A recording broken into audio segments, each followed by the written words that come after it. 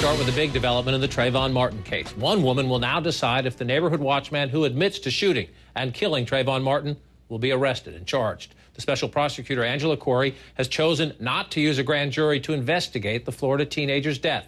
So it's up to her now to figure out whether to file charges against George Zimmerman or to drop the case altogether. As you can see, there are peaceful protests, but unrelenting protests, marching here to the Sanford Police Department, demanding an immediate arrest. CNN's David Mattingly is live there in Sanford, Florida tonight. David, a lot of people say this was an unexpected move, but not the family attorney. Let's listen.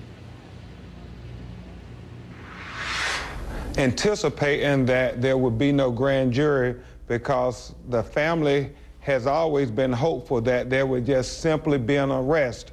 We believed from day one that they had enough evidence to arrest the killer of Trayvon Martin.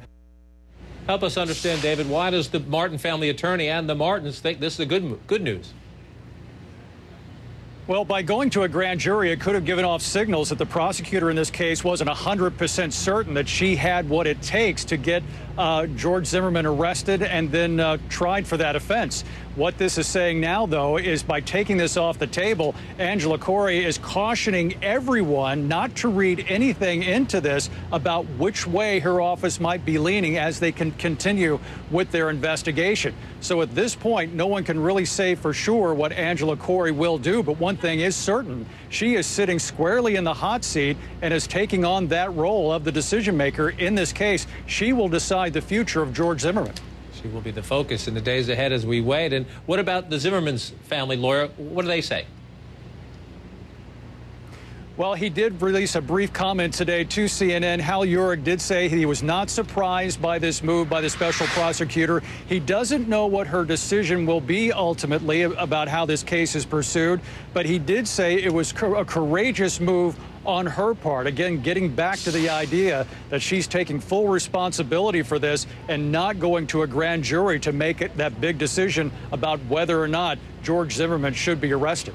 And David, finally, she said she would take it this way. She would make the decision. Did she give any hint of a timetable? No hint of a timetable, and by taking the grand jury off of the table here, there's no schedule now. We knew that a grand jury would have to be called. We knew when it would have to be seated, but now that a grand jury isn't involved, she's now not only in control of the decision in this case, she's also in control of the timetable. She's going to make this decision when she is ready to.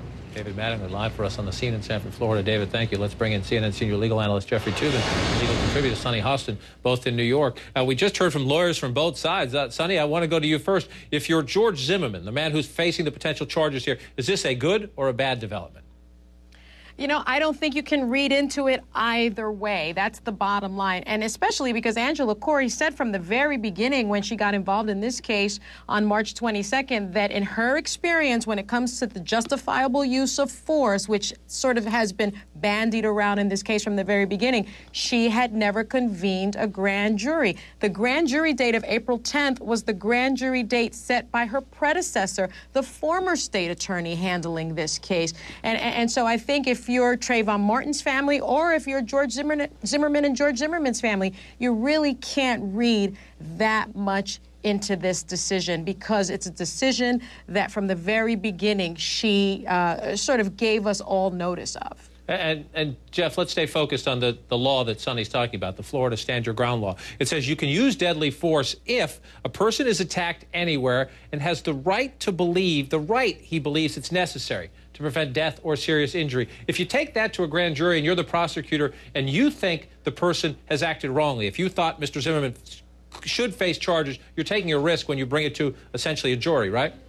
Well, you are taking a risk, and you are also possibly passing the buck. Sometimes prosecutors use grand juries as a way of saying, well, I thought the case was worth presenting, but the grand jury decided not to bring it. That's sometimes the way prosecutors use grand juries. Here, I think the prosecutor does deserve credit for being courageous and saying, look, this is my decision. That's true in the vast majority of cases in Florida. Most criminal cases in Florida are not presented to grand juries. They are decided on by the prosecutors, and I think that's probably the appropriate case here. There's no reason to bring in a grand jury. There are not a lot of witnesses here whose testimony is in dispute. The cops can interview people and present their information to the prosecutor. And she was with us a little more than a week ago on this program, and I asked her about the highly politicized nature of this case. So many politicians getting involved, so many public figures getting involved, demanding an immediate arrest. This was her take. The political outcry makes our job harder because anytime there is a misunderstanding of the process based on what we are required to do under Florida law, it does make our job more difficult. We think that what they will see in the long run is that this is a complicated law. It's an affirmative defense, justifiable use of deadly force, but we will leave no stone unturned in our quest to seek justice for Trayvon and for his parents. Sonny, when you hear that, leave no stone unturned in our quest to seek justice, she also said that she hoped to have at least her preliminary report within 2 weeks, which means sometime in the next several days. Anything surprise you there?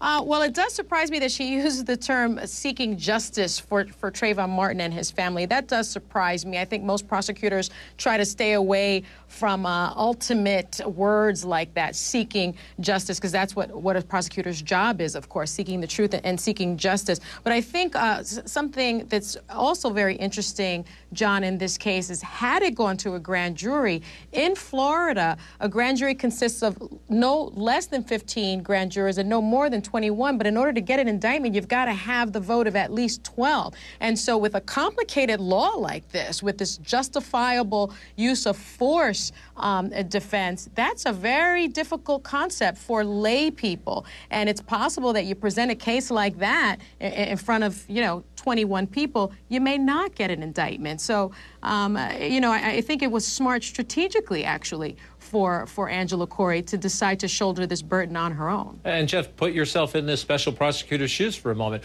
What is she looking for now? Do you believe she has all the information she needs, or is all the public scrutiny of this case, in a way, helping her? John, I think that is really the key question here. What is the evidence? We have talked about this case a great deal. Obviously, it is a horrendous tragedy when a 17-year-old boy goes out to buy Skittles and winds up getting killed. But the key moment in this case, between when Zimmerman calls 911 and when the shots are fired, what happened then? We don't know. And presumably, she has gone and found witnesses. She has gone and found any sort of evidence relating to those key moments. And that's what matters most. Not what we think, not what the protesters think. The evidence, that's what she's going to get. And I hope the evidence leads her in a clear direction, one way or the other. We will find out. We will find out. Some people say not soon enough. Jeff Toobin, Sonny Huston, thanks for your help tonight. We'll stay on top of this story.